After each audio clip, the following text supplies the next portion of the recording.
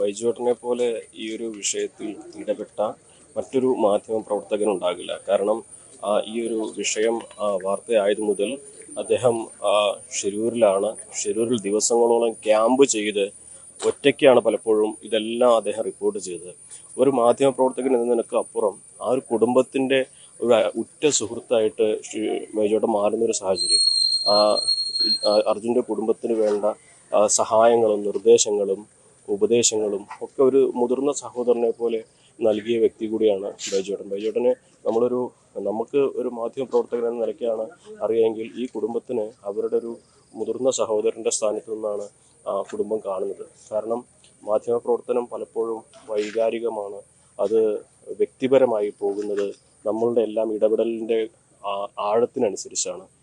ബൈജുവേട്ടന് എത്രമാത്രം പറയാൻ കഴിയുമെന്ന് എനിക്കറിയില്ല. കാരണം ഞാൻ ഇവിടെ വന്നപ്പോൾ തന്നെ ബൈജുവേട്ടൻ്റെ കണ്ണാണ് ശ്രദ്ധിച്ചത്.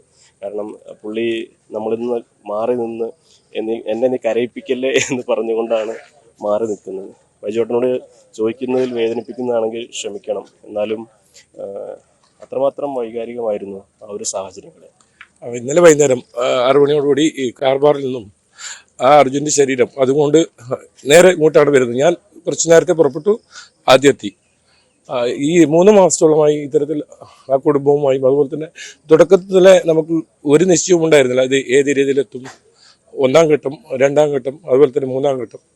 3-ാം ഘട്ടത്തിലും അവസാന നിമിഷം ആ ദൗത്യം അവസാനിപ്പിക്കുന്നു എന്ന ഒരു ഘട്ടത്തിലാണ് ഈ യാദൃശ്ചികമായ ഇത്തരത്തിൽ ഈ അർജുനെ തിരിച്ചിട്ടുന്ന സാഹചര്യം ഉണ്ടായത്.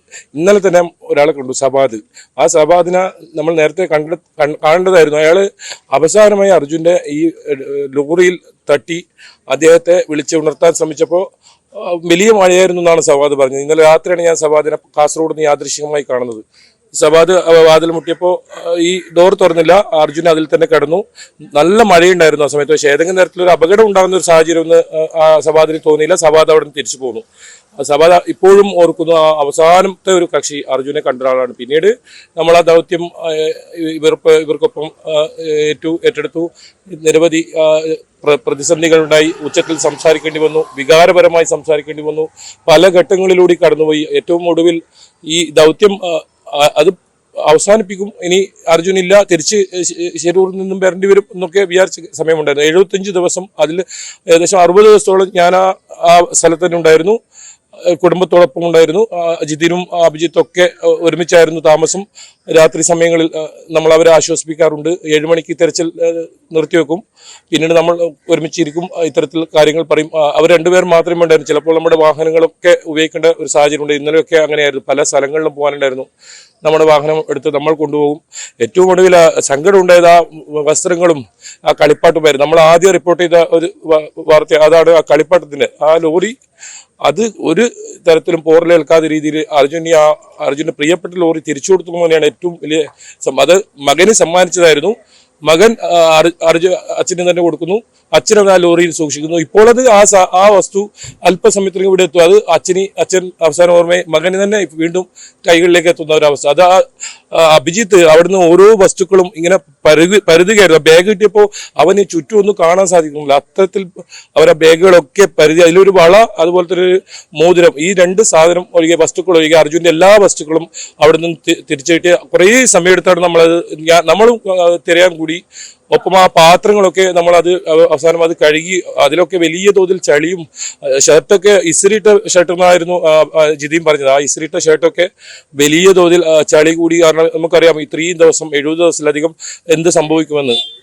അത് ആ വസ്ത്രങ്ങളൊക്കെ എടുത്ത് നമ്മളത് ഉണക്കാനിട്ടപ്പോൾ വീണ്ടും ഒരു മഴ വന്നു. അത് വീണ്ടും നനയുന്ന ഒരു സാഹചര്യമുണ്ട്. അവസാനം എൻ്റെ വണ്ടിയിലാണ് ആ വസ്ത്രങ്ങളൊക്കെ ഉണ്ടായിരുന്നത്. അവസാനം ജിതിനെ എൻ്റെ വണ്ടിയിലെടുത്ത് നമ്മളൊക്കെ അത് അവിടെ ചെറിയൊരു അരുവിയുണ്ട്. അരുവിയിൽ നിന്ന് ആ പാത്രങ്ങളൊക്കെ കഴുകി വൃത്തിയാക്കി എൻ്റെ കാറിൽ സൂക്ഷിച്ചു. അവസാനം ഞാൻ വരുമ്പോൾ അത് ആംബുലൻസിലേക്ക് മാറ്റി. എല്ലാ വസ്തുക്കളും അർജുനൊപ്പം തന്നെ ഇങ്ങോട്ടേക്ക് വരുന്നുണ്ട്. RC ബുക്ക് കിട്ടി, 2 മൊബൈൽ ഫോൺ, ഏറ്റവും അവസാനമായി വീട്ടിലേക്ക് വിളിച്ച ആ മൊബൈൽ ഫോൺ അതും തിരിച്ചു കിട്ടുന്ന സാഹചര്യമുണ്ട്. ഏതായാലും അത് പോലീസ് അവർക്ക് തിരിച്ചു കൊടുത്തിട്ടുണ്ട്. അവിടുന്ന് ഏറ്റവും വരുന്ന സമയത്താണ് നമ്മളുണ്ടാകുമ്പോൾ തന്നെയാണ് ആ ഫോൺ തിരിച്ചു കൊടുത്തത്. ആ ഫോണിലൂടെയാണ് ആ കുടുംബത്തെ ഏറ്റവും അവസാനമായി വിളിച്ച ഫോണാണ്. ഈ വസ്തുക്കളൊക്കെ അഭിജിത്ത് പറഞ്ഞത് എൻ്റെ മുറിയിൽ ഒരു പ്രത്യേക സ്ഥലമുണ്ട്, ആ സ്ഥലത്ത് താൻ ഇതൊക്കെ സൂക്ഷിക്കും. ഞാനപ്പോൾ ചോദിച്ചു അഭിജിത്തോട്, ഈ പാത്രങ്ങളൊക്കെ പാത്രങ്ങളൊക്കെ കൊണ്ട് ഇത്രയും പാത്രങ്ങൾ നീ എങ്ങനെയാണ് ഇവിടെ കൊണ്ടുവെക്കാൻ പോകുന്നത്? അഭിജിത്ത് പറഞ്ഞത് ആ പാത്രങ്ങളൊക്കെ ഞാൻ സൂക്ഷിക്കുന്നതാണ് പറഞ്ഞത്. അത്തരത്തിൽ ആ വൈകാരികമായ പല ഘട്ടങ്ങളിലൂടെയാണ് നമ്മളെ ഈ ദൗത്യം കടന്നുപോയത്.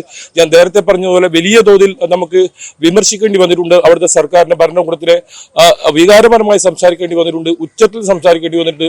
അത്തരത്തിൽ നിരവധി രീതിയിലുള്ള ഒരു റിപ്പോർട്ടിംഗ് അനുഭവം തന്നെയായിരുന്നു ഇത്രയും ദിവസം ഉണ്ടായിരുന്നത്. ഏറ്റവും ഒടുവിൽ നമുക്ക് ആ ദൗത്യം വിജയിപ്പിക്കാനായി എന്നത് ഏറ്റവും നമുക്ക് സന്തോഷമുണ്ട്. അപ്പോഴും ഞാൻ ഇടപെടുകയാണ്. നമുക്ക് ഒട്ടും പരിചിതമില്ലാത്തൊരു സാഹചര്യത്തിലേക്കായിരുന്നു ഈ ഒരു അപകടത്തിന്റെ തുടക്കത്തില്. സത്യത്തില് ഇത് ഒരു അപകടം ഉണ്ടാവുന്നു, ഒരു വാഹനം കുടുങ്ങിക്കിടക്കുന്നു, ഒരു മലയാളി അതിൽപ്പെട്ടിരിക്കുന്നു എന്നൊരു വാർത്ത മാത്രമാണ് വരുന്നത്. അപ്പൊ ആദ്യം ദിവസം ബൈജുവേട്ടനാണ് അവിടെ എത്തിയത്. ആദ്യ ദിവസമൊക്കെ നമ്മൾ പ്രതീക്ഷയോടെ ഈ വാഹനത്തിന്റെ ഉള്ളിൽ ഇദ്ദേഹം ജീവനോടെ ഉണ്ടാകും എന്നൊരു പ്രതീക്ഷയോടെയായിരുന്നു നമ്മളൊക്കെ കാത്തിരുന്നത്. പക്ഷെ ദിവസങ്ങൾ കടന്നു പോകുന്നതോറും നമുക്കറിയാം, യാഥാർത്ഥ്യം നമുക്ക് അറിയുമെങ്കിൽ പോലും പക്ഷേ നമ്മൾ ആ പ്രതീക്ഷയുടെ ഒരു കണം ബാക്കി വെച്ചായിരുന്നു റിപ്പോർട്ട് ചെയ്തത്.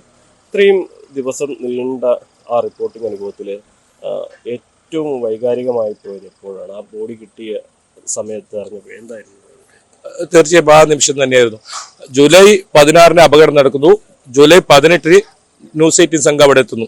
ആ സമയം മുതൽ നമ്മൾ പലതും പ്രതീക്ഷിക്കുന്നു. ആ മണ്ണിനടിയിൽ അത്തരത്തിൽ ലോറി ഉണ്ട്, അതിൽ അർജുനുണ്ട്, ജീവനോടെയുണ്ട്, മൊബൈൽ ഫോണൊക്കെ റിങ് ചെയ്യുന്നു. നമ്മളത് റിപ്പോർട്ട് ചെയ്തതാണ്. ആ സമയത്തൊക്കെ ആ മൊബൈൽ ഫോൺ റിങ് ചെയ്യുന്നു.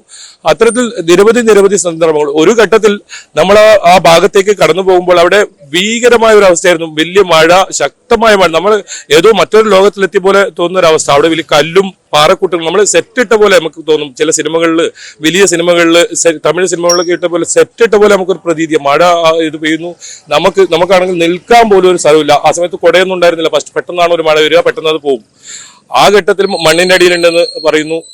അത് കഴിഞ്ഞ് മണ്ണിനടിയിലും സൈന്യം ഇറങ്ങുന്ന ഒരു രംഗമുണ്ട്. അത് വികാരപരമായ ഒരു രംഗമായിരുന്നു. ആ സൈന്യം, അർജുനെ രക്ഷിക്കാൻ സൈന്യം എത്തുന്നതെന്നായിരുന്നു നമ്മൾ ആ തലക്കെട്ട്. അത്രത്തോളം സൈന്യം വരുന്ന ഒരു ഘട്ടവും. പിന്നീട് നിരവധി ഇത്തരത്തിൽ റഡാർ പരിശോധന, സോണാർ പരിശോധന, ബൂം എക്സ്കവേറ്റർ, ഏറ്റവും കൂടുതൽ ആ ഡ്രഡ്ജറൊക്കെ കൊണ്ടുവരുന്ന ആ ഗംഗാവലി പുഴയിലേക്ക് എത്തിക്കാൻ ഗോവയിൽ നിന്നും കടൽ കടന്നും അതുപോലെ തന്നെ അഴിമുഖം കടന്നും ആ ഗംഗാവലിക്ക് എത്തിച്ചത് നമ്മൾ ഓരോ ഘട്ടവും അതിനെ കണ്ടാണ്. വേലിയിറക്കവും വേലിയേറ്റവും മാറി വരുന്ന കാലാവസ്ഥയിൽ ഒരു പാലത്തിൽ വേലിയിറക്കത്തിലാണ് വരുന്നതെങ്കിൽ മറ്റൊരു പാലത്തിൽ വേലിയേറ്റത്തിലാണ് കടത്തി വിടേണ്ടത്. ഒരു മണിക്കൂറോളം അത് ആ പുഴയിൽ കാത്തു നിൽക്കേണ്ട ഒരു അവസ്ഥ.